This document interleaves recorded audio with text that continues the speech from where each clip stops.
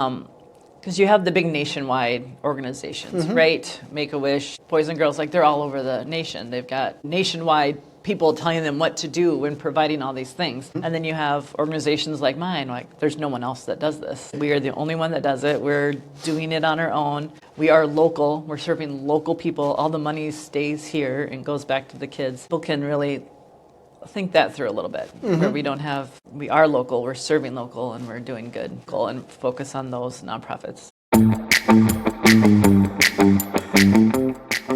You have found Authentic Business Adventures, the business program that brings you the struggle stories and triumphant successes of business owners across the land. Downloadable audio episodes can be found on the podcast link found at drawincustomers.com. We are locally underwritten by the Bank of Sun Prairie, and today we're welcoming / preparing to learn from Hilary Burning of Gios Garden. So Hilary, how is it going today? I'm good. Thanks for having me. So let's start with the foundation here. What is Gios Garden? So Gios Garden, so we are a respite center. We are located in Middleton, which is our original location, and we recently just opened a new location in Sun Prairie. Nice. So what we do is we provide therapeutic respite for children with special needs from ages 0 to age 7. So respite means to take a break. So it's really hard for parents of special needs kids to get a break because you can't just leave your special needs child with the teenager down the street. So we provide that opportunity for them to come leave their child with us and they can go and have a break. Nice. So when you say special needs, tell me the gamut there. We will see everyone from autism to cerebral palsy to diabetes to babies who have had strokes in utero to rare genetic disorders. We have kids with seizure disorders, so we kind of really don't say no very often. There's a few higher grade medical needs that we can't see, like if they would have a tracheostomy or something like that. But otherwise, our motto is we don't like to say no. Fair. And what does the care look like? Because I imagine it's not just an empty room. It isn't, no. So our original location in Middleton, it's a house. It's a 100-year-old house. But we have specific rooms set up for different activities. So we have a sensory room. A lot of our kids have sensory issues. So it's a quiet, subdued room where they can go and have quiet time. We have a reading room. We have an arts and craft room. We have a gym that has swings that hang from the ceiling and an indoor play structure that kids can play on. Wow. In Middleton, we also have outdoor fenced-in yards so kids can run around, and we have a play structure out there as well. Okay. I imagine you need people to be there, present, right? Absolutely, yes. It sounds like you'd need a lot. We need a lot of staff, yeah. So we provide one-on-one care. Oh, you do? For every child that's in our care, they have an adult with them. Okay. So we currently have, including our executive director, 6 full-time employees. And then we have around 24 part-time employees that kind of comes and goes depending on the semester. Okay. And then we have a ton of volunteers that work with us. We are blessed to be in the Madison area where we have 3 colleges essentially that we can pull from, and a lot of students who are going into medical fields or educational fields or occupational therapy or recreational therapy who need experience working with children with special needs. So we're able to provide that opportunity for them. So we're lucky that we have a large pool of students to pull from. That's amazing. But also means we have a lot of turnover and their availability changes every semester. So that's just the nature of students. It's just the nature of our staff that we work with, just because we are working with students, but we're blessed to have them, and we give to them just as much as they give to us. So nice. It's really great. So I got a lot of questions for you. Oh, so yes. I'm going to try to keep on task somehow. How do you let the students know that you exist, even as an opportunity for them? So we are on all the job boards, through the university, and we're well connected within the different disciplines in the universities at Edgewood and at UW and at, is it Madison College? MATC? It always Sure. changes. Sounds good. Yeah. Yeah. So we are heavily involved, and word just kind of has gotten out about us and the people. And there's a special program, especially at UW-Madison, where they can get part of a credit is to volunteer at organizations. So they know about us. So they send a lot of students our way as well. Gotcha. I imagine there's an interview process. There is. Yep. There is an interview process. Hey, come on in. Yes, there's a background check that we put all of our employees through. And it all varies depending on if you're coming in as a volunteer basis or you're coming in as a paid employee. Okay. Because your level of, if you're coming in as a volunteer, you're kind of paired with a full-time or part-time paid staff member versus we won't just have 6 volunteers and 6 kids in the house at once. We will have paid staff to kind of help balance with that. All right. Let's talk funding. Funding. Because with nonprofits, that's a big deal. Yes, it is. My life Well, revolves around funding quite a bit. Even with for-profits, it's a big deal. It really is, yes. Tell me a story. The parents of the children, are they paying you? They, yes and no. So Okay. when they first started opening Gios Garden back in 2012 is when they opened their doors. It was a small subset of parents that got together and be like, we need help. We need help. We have special needs kids and there's no one to help us. So the idea of Gios Garden was born. It's named after Charlotte DeLesside. She used to be on Channel 3 News, and her husband Ron. It's their son Gio. Okay. Is kind of what stirred and made them come up with this idea. So it's named after Gio. So they had fundraised for like 2.5 years before we could even open the doors of Gios. So they've opened the doors, and when we opened in 2012, parents did not pay. You could pay give what you could kind of philosophy. And then Gios got to be known in the community, and they got very busy. I think shortly after I had joined the board, we ended up needing to explore what other options we could. We would never, again, going back to, we just don't say no. So if a parent says, I really have no extra money to give you, that's fine. Bring your kid. You need this, we will do this. So there's a program through the state called CLTS. It's Child Long-Term Waiver Support. It's based off of Medicare. So if a child has a disability, they qualify for the Katie Beckett Medicare. And then there's a CLTS program through the state. So essentially every kiddo who qualifies for the program gets a budget. Okay. They get so much money that they can spend through the year, and a lot of them choose to spend that on respite. You can use it for home modifications. You can do it for therapies that your insurance might not cover, like equine therapy or horse riding therapy. Most insurances aren't covering, so you can use your waiver money to cover that. And then, like, insurance doesn't cover respite. Okay. Insurance is not going to cover your respite for your 2-year-old child.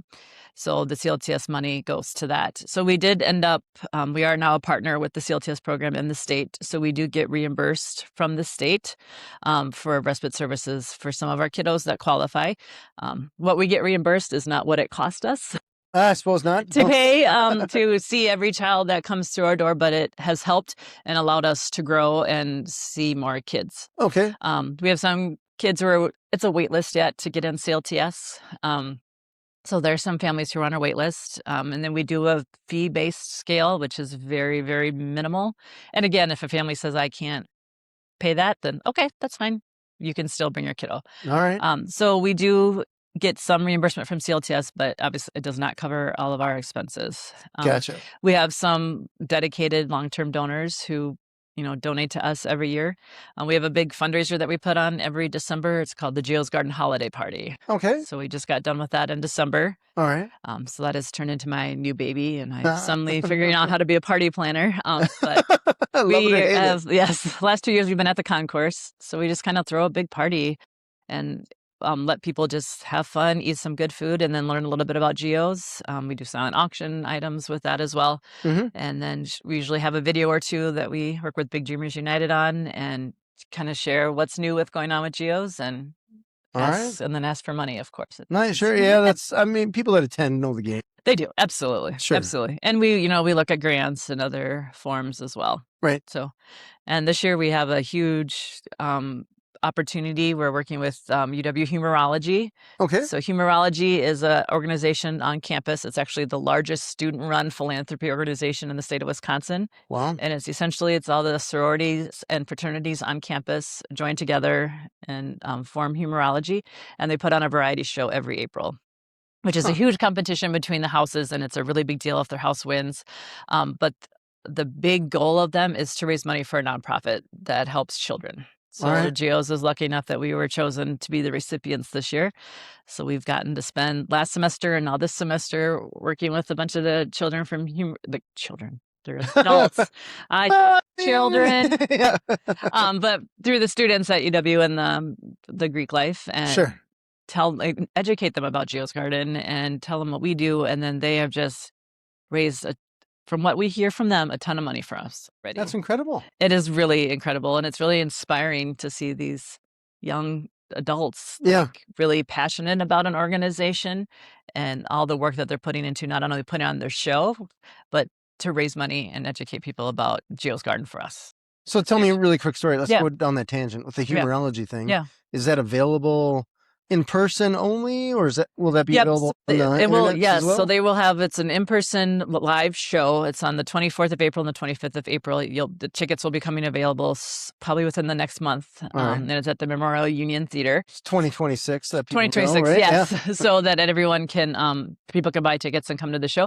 And then on Saturday, they do offer a live streaming option for Okay. a ticket. So people can stream Oh, it very online cool. as well. All right. Yeah. And they'll do the check presentation to us on the 25th. So Will it be available beyond that? yes, it's always found on YouTube after Gotcha. the fact. Okay. Yep. Very cool. Yeah, so it's really neat. And we've had some really great stories come out of it already.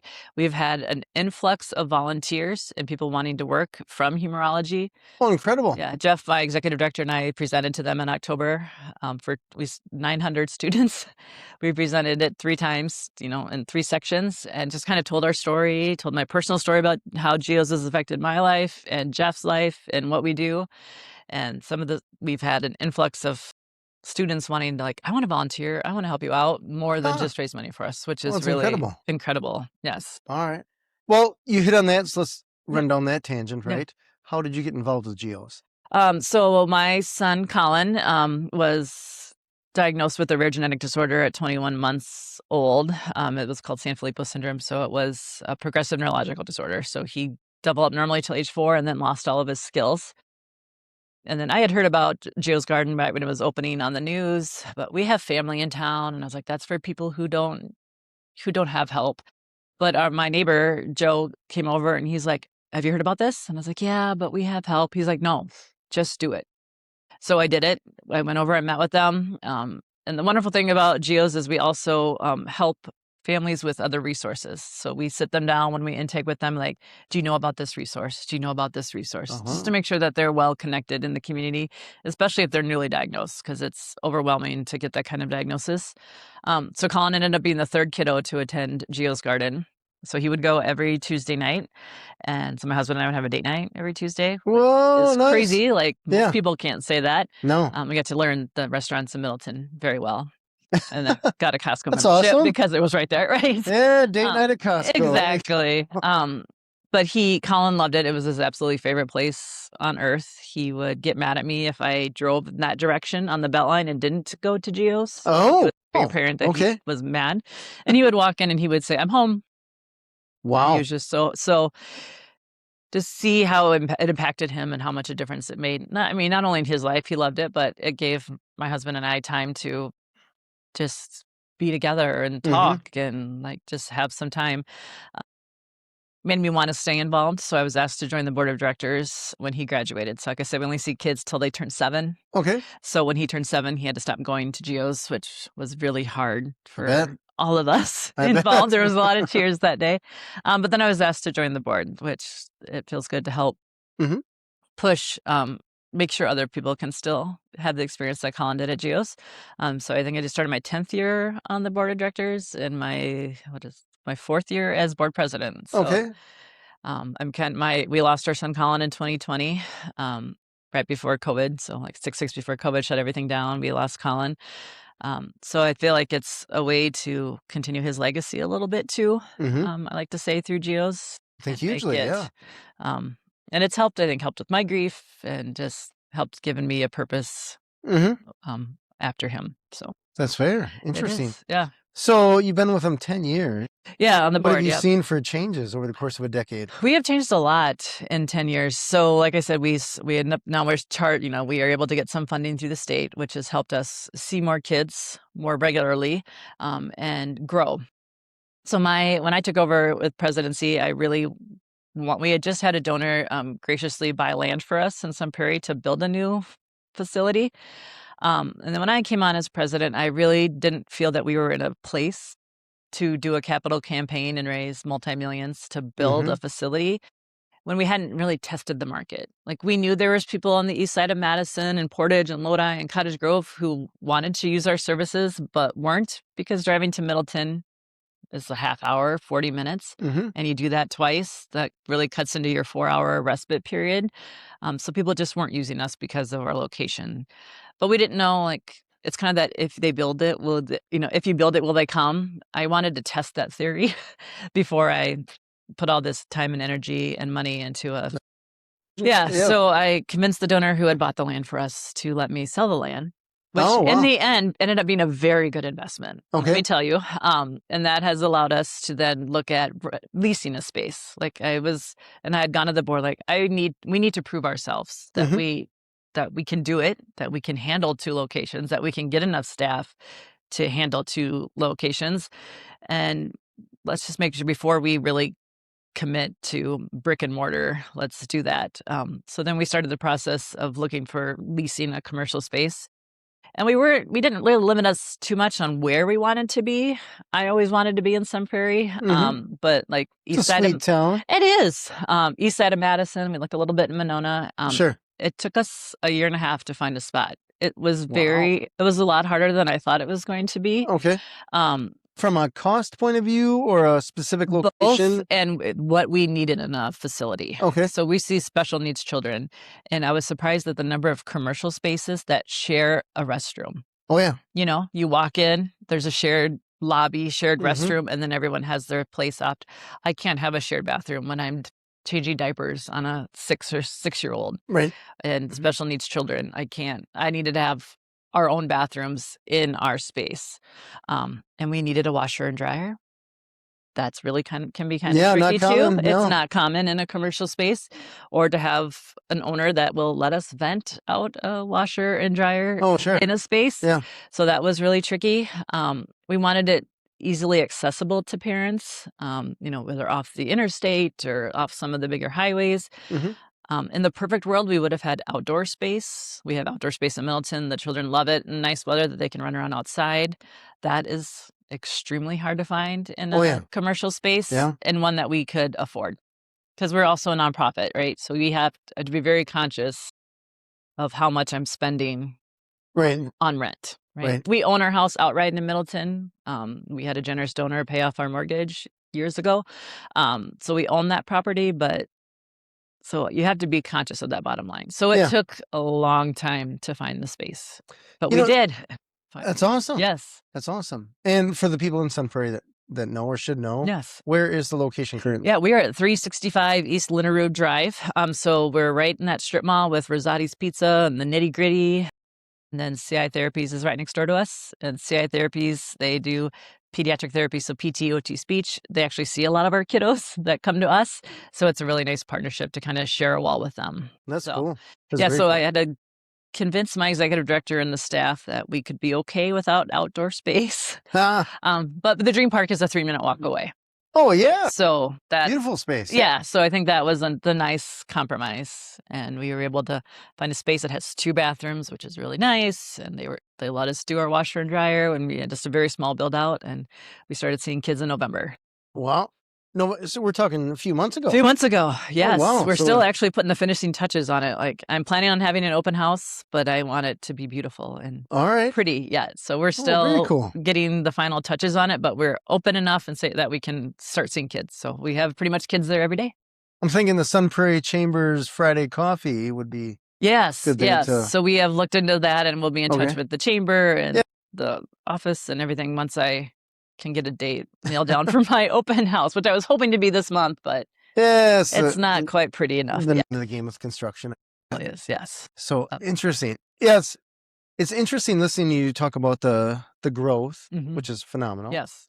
And the money thing where you're always chasing money. Always. Because as you grow, it's interesting with the business, typically, to a point, right? As you grow, more money comes in. With a nonprofit, as you grow, you need to bring more money. Yes. So that's interesting. 10 years from now, will Gios be beyond the borders of Wisconsin, or where? If I'm dreaming big, yes. I don't know if there's any other way. I know, right? Ideally to franchise it. There is there's nothing like this ever. Like, no one else does what we do the way that we do it, and the model that we do it. So yeah, the dream would be to franchise it to some extent, whatever that means. Sure. And we can be like, here, this is what you need to do this in your city. Right. So yeah, I mean, at least we'll have the 2 locations in the Madison area. Like, maybe, can we look at Milwaukee? Can we look at La Crosse? Can we, look out of state? But we're also in a nice place in the state of Wisconsin. They have a very good programs for people with special needs children in the state. So we're very lucky in the state that, I mean, it's never perfect, but No. we have the CLTS waiver, and that's a priority of like the governor and stuff. So we are in a place that families can have these resources to be able to use it for respite. Right. In other states, they're not that lucky. So Sure. Fair. that will play a factor in it too. I can tell you, so my brother has a daughter with cerebral palsy. I Yep. always mispronounce that. Yeah. She's, I want to say 19 now. And it's interesting looking at her when she was like that big. Yeah. Yep. Right. To now. Yep. Grown. And it's just him taking care of her. Oh, wow. Yeah. Oh my God. Yeah. Right. It's crazy for me to think, where would she be without him? Absolutely. And then how does he keep his sanity? Absolutely. Yeah. I can't do any one thing for more than a couple hours. Yeah, I know. Yeah. Taking care of a kid that constantly needs your attention. Correct. Yep. Or very often, I mean, let's just say 23 and a half hours a day. Yeah, something like absolutely. Absolutely. And that's another goal was like, can we expand beyond age 7? Okay. And start seeing kids beyond age 7 so that we have floated around the idea of like, let's just have a big facility where we have a daycare that's, heavily special needs focused, but yet also typically developed children because they need those role modeling, and they go to daycare, and then when daycare closes at 5, they come over to Gios respite, and they have their respite hours, or if they're after school, they have our after school program or our teen program. Yeah. So those are the big dreaming thing that I don't know if I'll get those all done. Well, I mean, you got to just keep trying. So you got to keep trying. You got to keep pushing because the need is there. Where did the age 7 get? It came because when they originally started it in 2012, there was a really long wait list to get the CLTS funds to use for respite. You could bring in your own respite workers, like you could pay grandma to help respite or a neighbor. Okay. There's ways to do that, but the wait list was 4 to 6 years. Years. It took 4 years to get my son off of the wait list. Yeah. All right. That has since gone away. I think it was the Walker administration that really put a lot of energy into making that wait list disappear. Okay, well, that's good. Which it did for a little bit. It's back up, but it's usually like 6 to 9 months now versus. So still a long time, but not still a long time in the in your world when you're needing this service. Right. So they wanted to cover that gap while you're waiting for the funding to be able to use other things. Got it. Was the initial thought. And when our house in Middleton is small, right?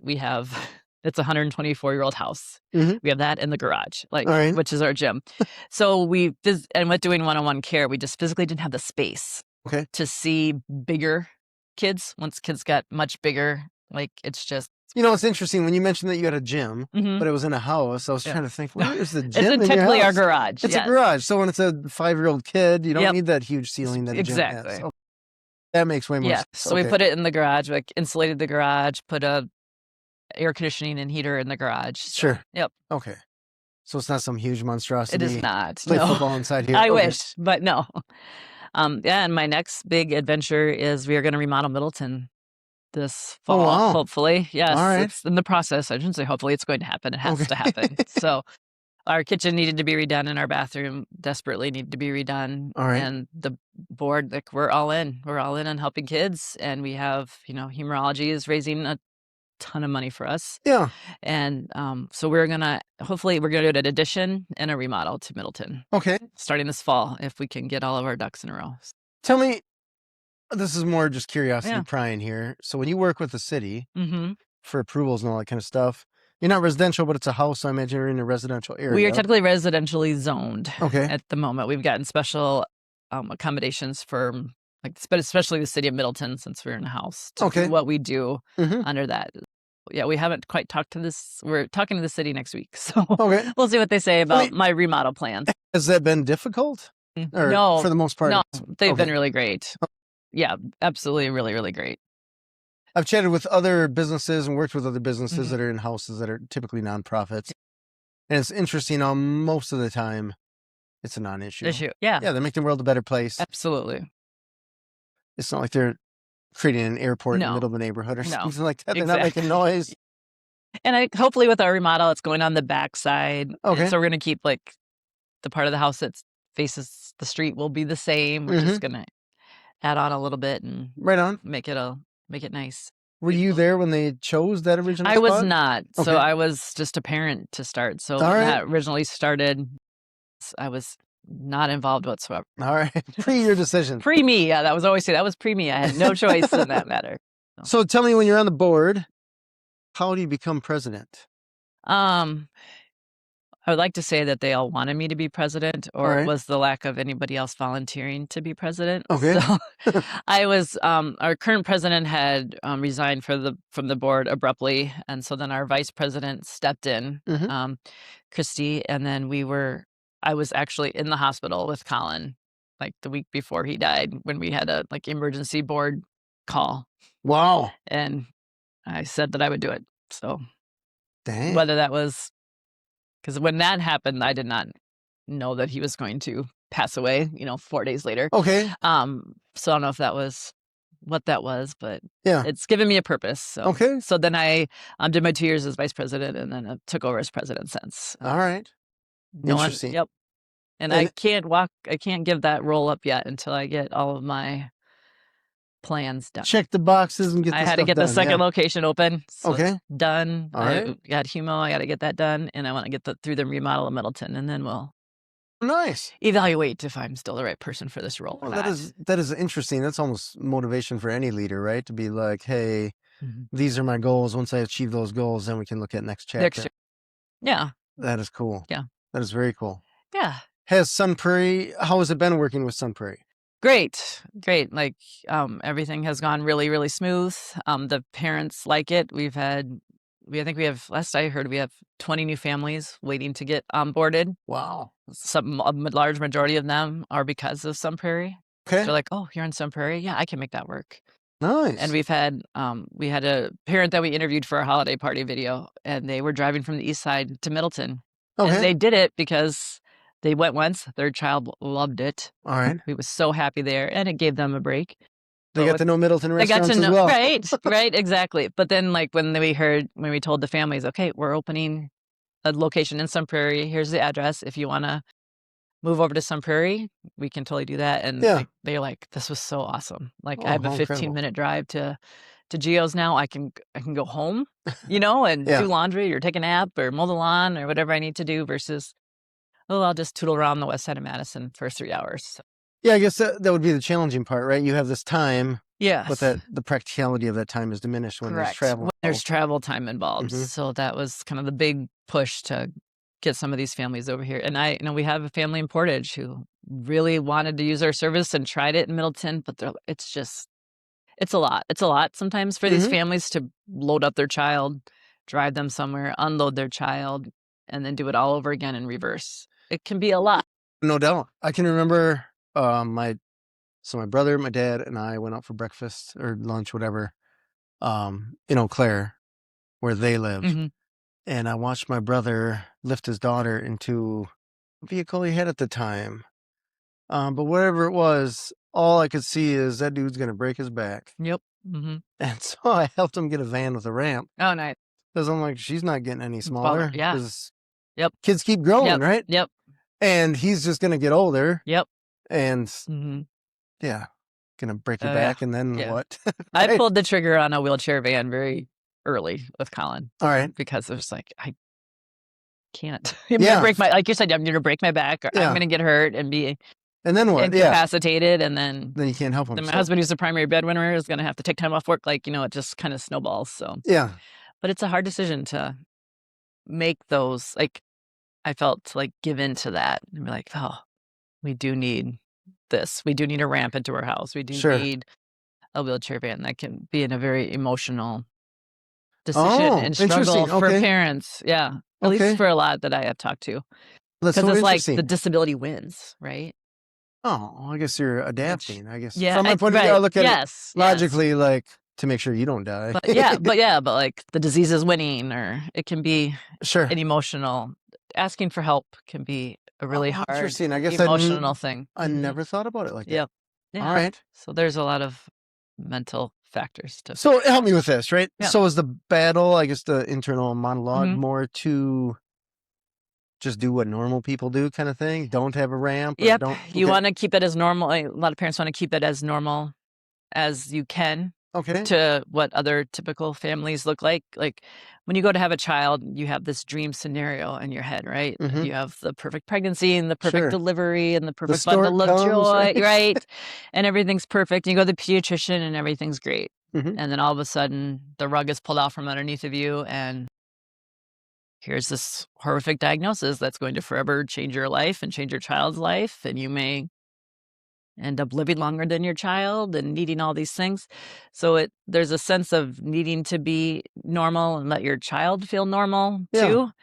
So that plays, it can be, and accepting help can be hard for some people.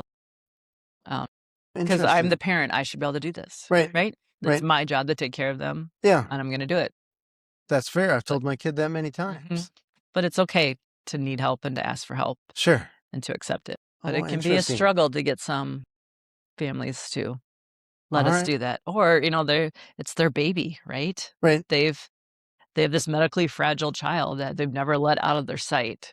So to like hand it over I wonder to a about that as well. to a woman, like someone in their 20s, like, Yeah. really? You It's can going take to care of be my kid? right? Yeah.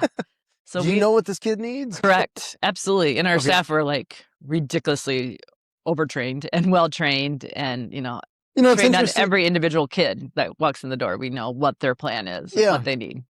I imagine to a point, right, with the experience that your staff has, Yeah. they may know more than the parent. Not necessarily about that individual kid, Yeah. but from a broad experience point of view. Yeah. Or this has worked with, we had another Mhm. kid with this diagnosis, and this really worked and helped them. Yeah. Can we try that? Sure. And so, yeah, we've helped. Huh. And we've, and just some organic friendships have happened Oh, I bet. out of families meeting or connecting and stuff like that. So I bet. Just, you're talking about between, I'm going to say members. I don't know if that's right. we just call them our families. Families, Yeah. Gios okay. families. Yep. All yeah. right. So, So they, like, hey, my kid's goes to Gios Garden, whatever. Yep. We've connected parents who have asked. Before COVID, we used to have like a family support group type thing. It's in the thoughts of starting that back up again. We have a Gios Garden private family Facebook page where families can just go and, hey, my son needs orthotics. Where do I get those from? Or who have you worked with before? Or some people are like, I have this stroller he outgrew. Does anybody need it? Like, just sharing equipment that can be that's incredible. expensive to buy. And, oh my gosh, that's or hard to find. Yeah. Insane. My brother was telling me about the wheelchair. Oh, yes. Yeah, this little piece that broke, and just going through, I think he ended up buying the piece because his insurance was taking 6 months. Yeah. It was just like, yeah. And you can't wait. You can't wait 6 months, right? I can't get her out of the house. Yes, this isn't a vacation or something. Like, this is literally how she moved. So, right. Yeah. It's like her independence. Yeah. Very bizarre. It is. So I imagine as she outgrew her equipment. Yep. Yeah, I always wondered, what do you do with it, right? Because somebody else needs it. There are some organizations that take equipment, Okay. like used equipment, and help and like let other families borrow it, and while they're waiting for their insurance approval process. With most of these kids, it has to get approved by their initial insurance, and then whatever they don't cover, then it has to get approved by Medicaid and Katie Beckett, and then they always have questions, and then you have to so yeah, it's a 6 to 9 month process just to get a wheelchair that my son stopped walking. Like, no, I really need some way to get him from point A to point B. I've just thrown him over my shoulder. I know, right? And school's not going to do that. No. Yeah, it's interesting. I get even dealing with a van, because I think my brother got some money from, I don't know where it was. Yeah. To help with that. We did too. He had to get an appraisal of the vehicle and all this stuff, because we were buying new, because that's cycle. I had no idea. Yeah. Holy cow. Yeah, and they would only pay, like, CLTS would cover the conversion portion of the van, but not any other. Not the van itself? Not the van itself. Okay. Because you would need a vehicle, like, you would have a vehicle anyways, but they'll help pay for the conversion portion of it. Yeah, it was very interesting. A lot of paperwork. Yeah. And I understand you don't want the system to be worked over or whatever, so I get it to a point. On the other hand, I'm like, there's a lot of people looking at this. Yep. I feel like we probably have $5,000 worth of hours of people looking at this, so we could probably just put that towards the van. Right? Yeah. And everything that's has this, special needs label on it, the price gets... It's like throwing Corvette on a car part, right? Pretty much. Oh, it's twice as much. Exactly. Oh, that's funny. Yeah, because when he was telling me about the part that was wrong on his wheelchair, or on her wheelchair, I should say, and he was talking about the cost, I'm like, is this an airplane? What Right. is Yeah. going on here? Yep. It's Hmm. a chunk of metal. Exactly. Bizarre. It really is. So is that similar to pharmaceuticals where they know insurance is going to pay for it? So Mhm. just chalk it To up? some extent, probably, and Okay. especially with when you're looking at some rare disorders and stuff, like, So they make 3 of them. yeah, Okay, not because they're, millions. we only have, 100,000 kids that have this disorder, so we have to, Got it. we're only going to be able to bill for this $100,000 time, so we Yeah. have to charge $3 million for it, a Wow. time or whatever. Oof. Yeah. All right. It's the Interesting. whole thing. Tell me, as far as the build out goes for the old house in Mhm. Middleton as well as the place in Sun Prairie, what did you have to do? Like doors bigger, ramps? I mean, Luckily in Sun Prairie, the doors and everything was fine. I needed to put a kitchenette in, which was the only little thing that we oh, needed. I know. okay. I was surprised. Like it used to be a piano studio, so Mm-hmm. she had like 5 individual like soundproof rooms along one side and a big open area and the 2 bathrooms. So I All just right. took one section in the back corner and we really just need a sink and a dishwasher and Okay. countertop and some storage in our lovely washer and dryer and the refrigerator. Yeah. So yeah, our build out wasn't too bad, Well, that's cool. which was great. Yep. And everything was big enough to move pianos through there. So, Yeah, exactly. so you're fine. All right. I did learn a lot about commercial real estate, which I did not know. Oh, it's a mess, isn't it? I'm a nurse by trade, so it was a big learning curve for me. And then we had bought a dishwasher, Okay. which fit the specs, but it ended up I needed an ADA dishwasher Okay. because they put the countertop at ADA height. Okay. So my dishwasher I bought was half an inch too tall. Half an inch. Mhm. Oh, no. Yes. Didn't know that. I didn't even know there was such a thing as an ADA dishwasher. I But did not you either. do now. All right. And luckily, Everybody does now. right? And I would say I'll shout out to Brothers Maine because they were really great. They let us, because we had picked like the contractors needed it by Monday and Yeah. they couldn't deliver. So my husband and I took our truck and picked it up ourselves. And then we found out Monday that it's a half an inch too big. And Brothers Maine like took it back, no questions asked, and gave us the ADA one like in exchange. So All right. they really did us a solid on that. A half inch. That's crazy. I know. I know. We're so close. So close. But I'll never make that mistake again. No, I bet not. Nope. Interesting. So just so I know, Yeah. right? ADA height, is it shorter, higher? It's shorter. Okay. Yep. And what is the idea that someone could reach something if they're on a wheelchair? Yep, exactly. Okay. Yep. So it's tall enough for a wheelchair to roll under it, but also be able to, that if you're in a wheelchair, Huh. get on top, do things on top of the Yeah. countertop. What's a half inch difference? Yep. At least for the dishwasher, it was. So maybe it Interesting. was an inch, but it was not. Whatever it was, It it's was not, not much. it wasn't at all. feet or anything. No, Okay. not at all. Interesting. So that was the one big hiccup. All right. All right. It's fine. It's in. How do families learn about you? We are well connected. Like a lot of these families will get diagnosis through the Weizmann Center. Okay. We're luckily with the University of Wisconsin to have great medical care on campus, and the Weizmann Center is usually the one that makes these diagnoses with whether it's autism or cerebral palsy or whatever. So we're well connected with them, so they know about us. I had actually completed a program through them called the LEN program, and I got to observe like a diagnosis of someone actually getting a diagnosis of their child having autism. Oh. Which was it was neat to see it from like, I mean, I'd been the parent getting the diagnosis at the Yeah. Weizmann Center, but to see them and the case manager, social worker coming in and laying out all of their resources that are available. And then when she said Gios Garden, I was like, yeah. Yes, go do it. So we are well connected with them. So, I mean, but of course, when you get a diagnosis, you're like, that white noise that's in your head. I bet here's the 50 brochures. Yes. Mm-hmm. Yes. Let me tell you everything.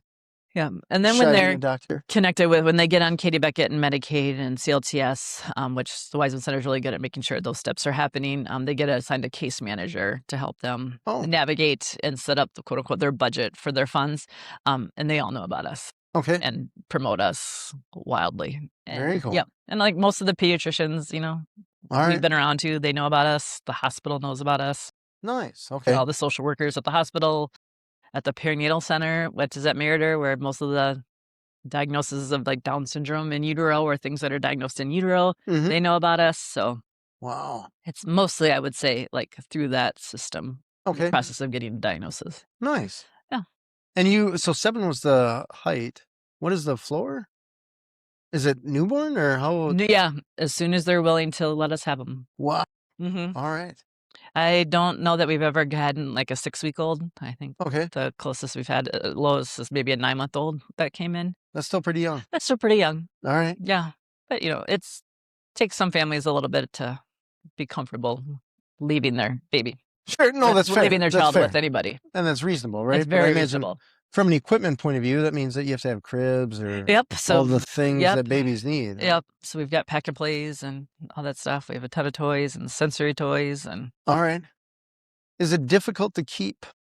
Now, this is me guessing. Mhm. So I imagine there's certain kids that can play with toys. Yep. There's other kids that they probably shouldn't be near those toys. Yes. How do you keep them all separate? It's all about we plan ahead. Okay. So we know in advance which kiddos are coming and what All day right. they're coming and what they can be allowed to be around or to Okay. do.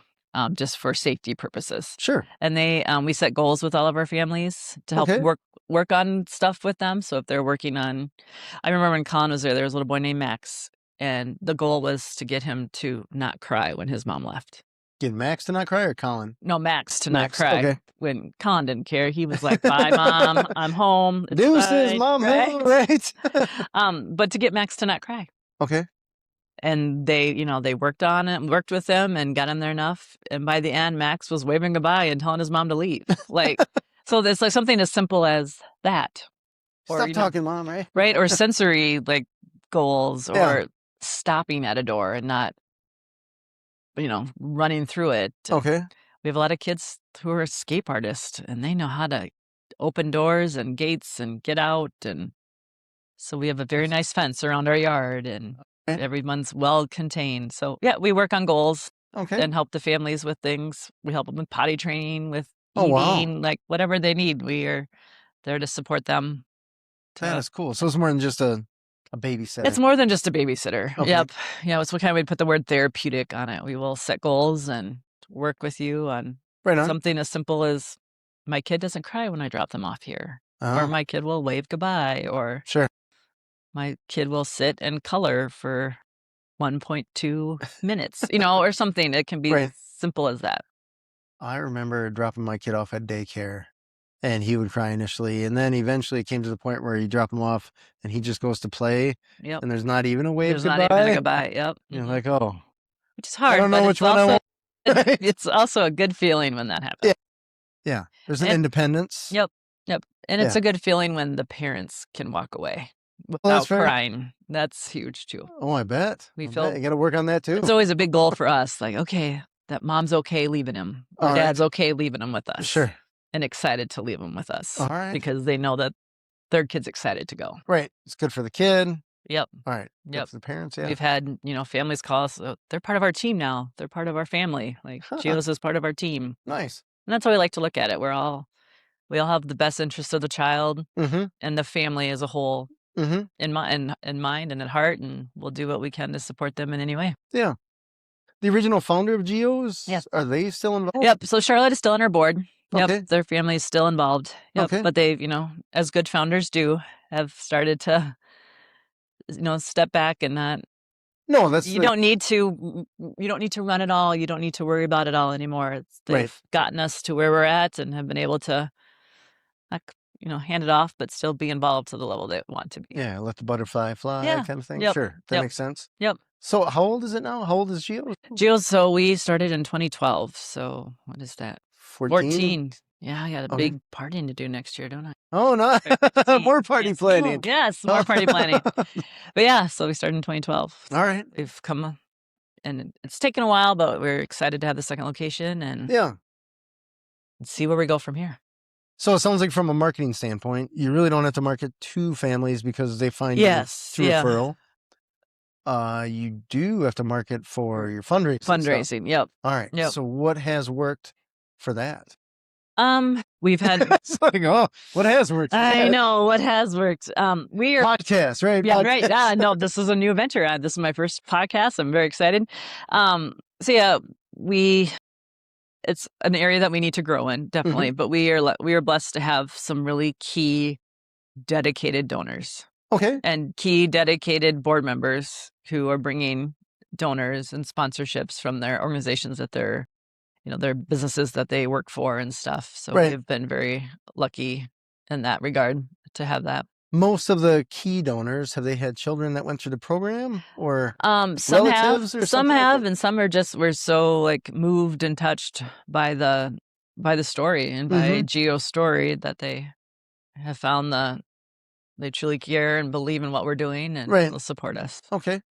It's interesting because in Madison we have 5 gazillion so many nonprofits, right? Yeah. If you wanted to go to a gala or whatever, you could probably pick any weekend. Pick any Friday or Saturday night and you have your option, yes. Yeah. So it's interesting that there's a lot of competition that way, but there's also a lot of people that are willing to give. Yep. So there's good and bad, I suppose. There is. I don't know if bad's the right word. No, but it's competition. Yeah, there's a lot more competition. Sure. Yeah. So that's why we've kind of reinvent ourselves with our big fundraiser every, 3 to 4 years, just to kind of keep it fresh and new and different. Before COVID, we used to, get to Edgewater with the sit-down plated meal and all of that. And then when COVID hit, we couldn't do that. We switched to a virtual, kind of put on our own variety show.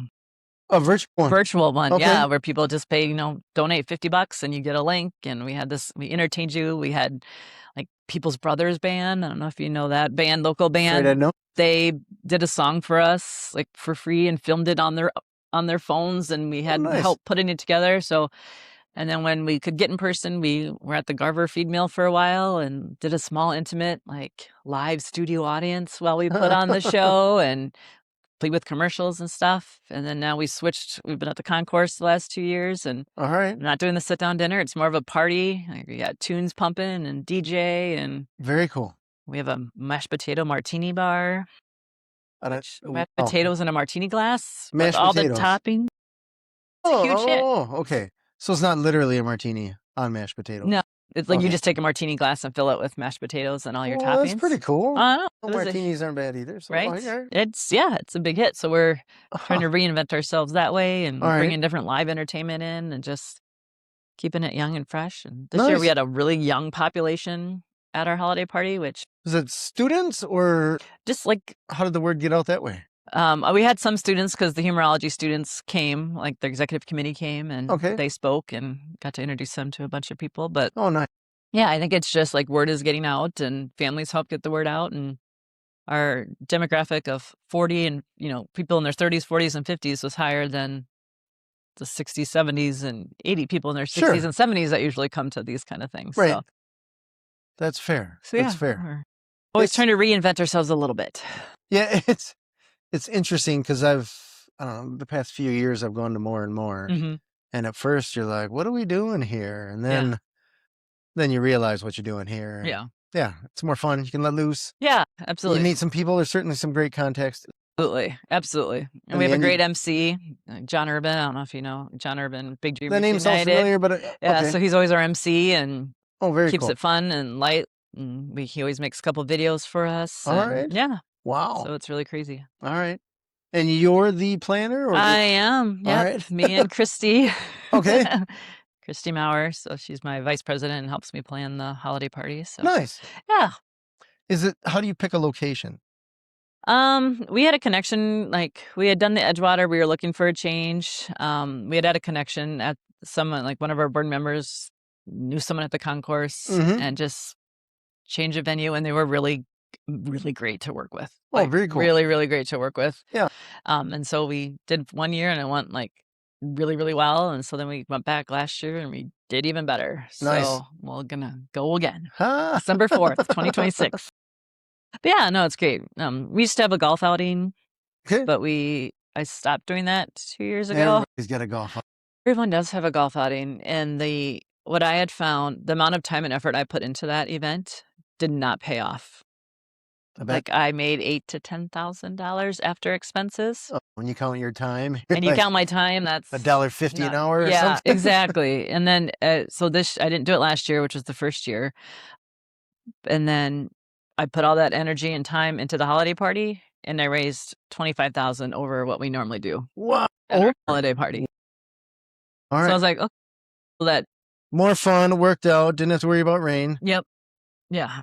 Yep. Doesn't sound terrible. Yeah. I mean, we have some people who miss our golf outing because we did have a really fun golf Sure, outing. I imagine so. Yeah, and we were out at Hawks, which not many Yeah. get to be out at Hawks, and so All right. that was great, and they were amazing to work with, and maybe someday we'll restart it up, but Right. just don't have the bandwidth for me to do it, so. So golf outings are fun. They So are. nothing against that, but Yep. it seems like the weather risk, Yep. I mean, that could make or break Exactly. how much money you're raising. Yes. And you can only have a golf outing on certain days because certain Mhm. courses will only so we can only have them on Mondays, All right. which then limits Who can who come? can come, Sure. right? So Yeah, it's interesting. yeah, it was hard to say no Uh-huh. because it was Gio's dad's baby, like his Oh. fundraiser that he took on, but it kind of handed it to me, and I was like, well, I'm not gonna do it, at least not this year. Sure. Only So- so much bandwidth. They're really, yeah. I mean, and that's what it comes down to is Yeah. I need to put my time and energy into where I can reap the most benefit. Well, I suppose if it was raising $80,000, Absolutely. then you're like, let's do two. Absolutely. Let's do a 2-day event. Yeah. But yeah, so you have to, Different game. you do, and you really, and like going back to the nonprofit, like I have to look at the bottom line and the time and the energy and that Sure. goes into it. And are they bringing me new donors and new All right. names? And so, Tell me, what are some things that you wish that people just knew about nonprofits that you've learned since being that we do such good work, and it is hard to do what we do on the level of what we do. And I know for some people it feels like they just write a check. And Mhm. what impact is that? Like I don't want to be just a checkbook. But truly, and for nonprofits, it's what we need. Like Mhm. it's dollars that makes us be able to hire staff to pay, to see these children. And that's what it comes down to, which is as hard as it, and it's hard to ask for money. I'm very, very bad at it. Really? Yes. All right. Yes. Like I'm very uncomfortable doing it. But it's unfortunately That's the game. it's the game and it's what we need. Yeah. And there are so many nonprofits out there, and there's only so much dollars to go around. So I just really wish, like, take a look at, especially us local nonprofits, I think is huge. Because you have the big nationwide organizations, Mhm. right? Make-A-Wish, Boys and Girls, like they're all over the nation. They've got, nationwide people telling them what to do and providing all these things. Mhm. And then you have organizations like mine, like there's no one else that does this. Right. We are the only one that does it. We're doing it on our own. We are local. We're serving local people. All the money stays here and goes back to the kids. So I like if people can really think that through a little bit, where Mhm. we are local, we're serving local, and we're doing good Sure. local, and focus on those nonprofits. Right. Yeah, it's interesting, I guess, when I'm donating, try to think, how is this making the world a better place? Yep. Mm-hmm. So I do a fair amount with Big Brothers Big Sisters. Oh, nice. And that's where you can see, like, what part of the world do I want to make better? Better. Yeah. Right? Yeah. Mm-hmm. Kids start Yep. there. Yeah. Because then when they're adults, that makes it much Yep. more difficult. Yeah. And that's like Humorology. It's really nice. They do only local Very cool. nonprofits mostly. So, Nice. which is nice. And that's, how long has that been going on? Oh, I don't even know, to be honest, but it's been Kids. yeah. And I am so out of touch. Me too. I didn't know about it until 2 years ago. You're telling me about the St. Patrick's Day parade in Madison. I didn't know anything Which about we will that. be taking part in. But Very cool. Very Gios cool. will be there with Humo. All right. Yep. And is that to get the word out, to have a good time, so the Yeah, kids get to do stuff? Yeah, I mean, it's with Humorology, we want to give them the opportunity to hang out with us and hang out with their Okay. families and help get the word out about Humorology, which All is right. a big goal for them this year, is to Oh. make their presence known amongst more All right. people. So kids under rocks like me know Yep. what's going on. Yeah, can be like, oh, Humorology, what is that about? Yeah, And let's check kinda it look out. into a bit and maybe Yeah. get some companies to back them and Right. stuff like that. So, That's fair. I love it. and make connections for those college kids who will hopefully go on to have good paying jobs and Right. remember Gio's Garden That's for their end of the year giving. remember that time 20 years Days ago? I know. Like, can I keep all your emails? Email you all. I mean, Times a year. that's the game, right? It really It's is. the game of life is Yep. the connections you make and the Yep. spider web and all that Yep. jazz. But hopefully So- we've made a lasting impact on them too. Yeah. Yeah. I love that. I love that. Do any of the kids that you take care of get to be part of the humorology, or is that No, No, it's okay. independent. Okay. Yeah. They're like some of our families can go to the show and stuff if they want to, but Okay. so many of our kids have sensory issues. Oh, And it's a big, loud, bright, spectacular show. So I All don't right. know that a ton of them will sure. actually be able to come, but All right. my board of directors are required to be there.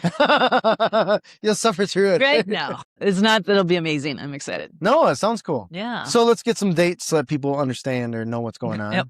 I'll let you say what they are because I imagine you have a whole calendar. in Yeah, your head. so for Gios Garden, we have with our partnership with Humorology, they have their show coming up on April 24th and 25th. It's Friday and Saturday night at the Memorial Union Theater. The tickets will be on sale, I think, by the end of the month. I hadn't heard the official End of date February? yet. End of Okay. February, beginning of March. And then Saturday, there's a live streaming option. So if you just Google UW Humorology, you'll find their website, and all that information will be there. So that not only supports humorology, but all the funds Sure. then now come to Gios Garden. So all the which people is all over the country, all over the world, all over the world can see that. Yeah. Yeah. I mean, these students, they reach out to all their past alumni Ah. and their parents. Like some of the exec committee are from the East Coast. They're like, Very my cool. parents can't fly in for it, but they're going to watch it online. Nice. So we have that coming. You can come in sooner. You can come March 15th to the Madison St. Patrick's Day Parade and watch us in the parade. All right. And then we have an upcoming open house for Sun Prairie sometime soon. So All right. keep an eye on our And website. TBD, I'm just waiting for it to get beautified and our vinyl decals and stuff to Sure. be done. And then our big holiday fundraiser holiday party is December 4th, 2026 at the Madison Concourse. Concourse. All right. Mhm. December 4th, 2026. Yep. All right. Come and join us. A lot going You on. should see the decorating I do. It's amazing. Well, no, challenge accepted, right? Right? Come on, There see we it. go. Yeah. Oh, I love it. Thank you so much for being on the show. Hilary. Oh, thank you. I appreciate your time. This has been Authentic Business Adventures, the business program that brings you the struggle stories and triumphant successes of business owners across the land. We are locally underwritten by the Bank of Sun Prairie. If you're watching, listening, or I don't know, feeling this episode on the internets, if you don't mind, give it the big old thumbs up, subscribe, and of course, share it with your entrepreneurial friends and those friends that need to donate someplace, which should be everyone. Yes. Or those kids with special needs. Is that safe to say? Yep. In the Madison, Sun Prairie, Middleton area. Gios Garden is a place to check out. We'd like to thank you, our wonderful listeners, as well as our guest, Hilary Burning of Gios Garden. Hilary, is there a website? Yeah, we're at giosgarden.org. So very giosgarden.org. Yep. Easy enough. All right. Past episodes can be found morning, noon, and night at the podcast link found at drawincustomers.com. Thank you for joining us. We will see you next week. I want you to stay awesome. And if you do nothing else, enjoy your business. And Authentic Business Adventures is brought to you by Calls on Call, offering call answering and receptionist services for service businesses across the country on the web at callsoncall.com. And of course, the Bold Business Book, a book for the entrepreneur and all of us, available wherever fine books are sold.